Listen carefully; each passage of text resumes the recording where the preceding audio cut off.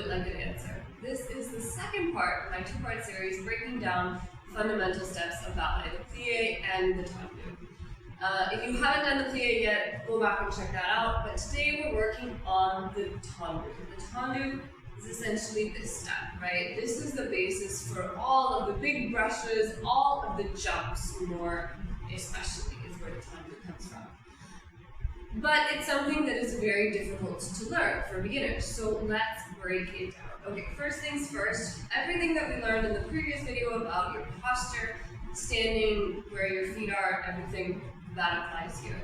Now, the most important thing to know about a tendu is that your knees do not bend at any point in time. If they bend, it means that you've done something wrong, right? So, yes, you do have tendus which come from plie, but those are something different. The basis tendu in and of itself, your knees are straight the whole time, right? There is no bending of the knees. So basically, the way I teach tendus is just how to do that, because if you're not used to it, it's a very strange thing to do. So let's remember our Tupperware. Tupperware full of soup, which is your pelvis.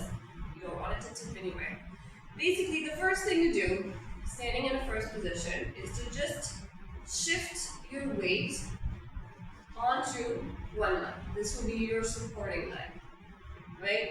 Then, as your weight is here, so it's not that you've bent a knee, you've just shifted, right?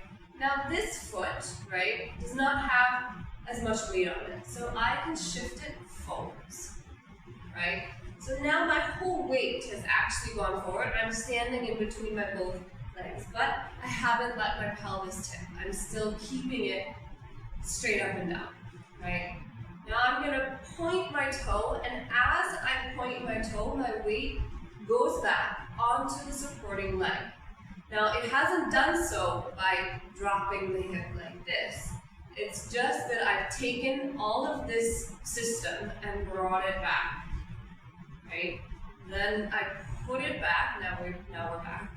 And now is the tricky part. Basically, you want to shift back onto the supporting leg and squeeze the working leg in without bending it. It's the same thing when you're going to the side, right? You shift ever so slightly onto the supporting leg and shift into a second position. And as you point the toe and you bring your heel forwards, you shift your weight onto the supporting leg.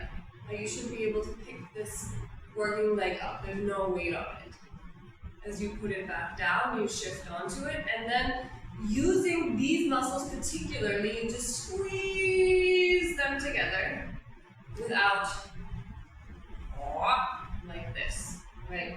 You should spend a lot of time just getting used to this, shifting the weight around from the working leg to the standing leg without bending the knees. This is where basically, until you get, with my beginner students, I don't go any further than this until they've got the hang of it. I actually start in a parallel position because it's a little bit easier to understand. So until this, they can do this with their legs straight and their pelvis is not going everywhere, we don't move on.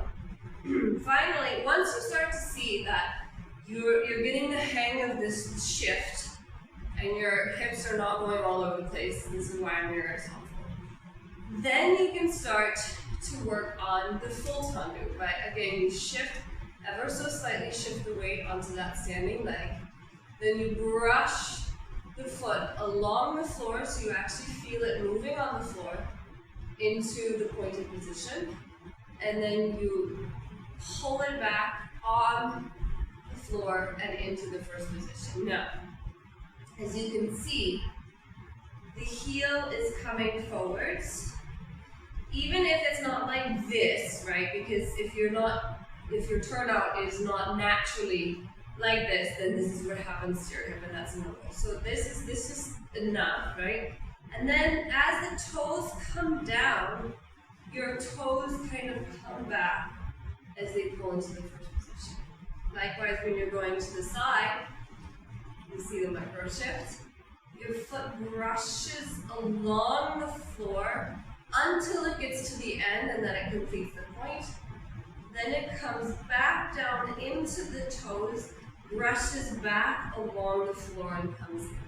This brush is really important because, again, that's the basis of all your jumps, is this ability to push against the floor. And that, working on the strength of your feet is incredibly important for ballet. And that's really basically it. Generally speaking, with beginners, I don't go to the back because the back is something else entirely, and it involves a lot more of like hip shenanigans. So I usually just start with front and side. I'll make another video later on perhaps about back tendus, but this is for now what you need to know. If you're confused about anything or something's happening that you don't understand, let me know in the comments and I'll try to break it down for you. In the meantime, a huge thank you to my patrons. Honestly, you guys are amazing. Just amazing. If you'd like to know how to support me on Patreon, look at the description in this video, and don't forget to do all of the various YouTube things. If you like what you see, share it with a friend. And that's it, I think. Have a great day. See you next time. Bye.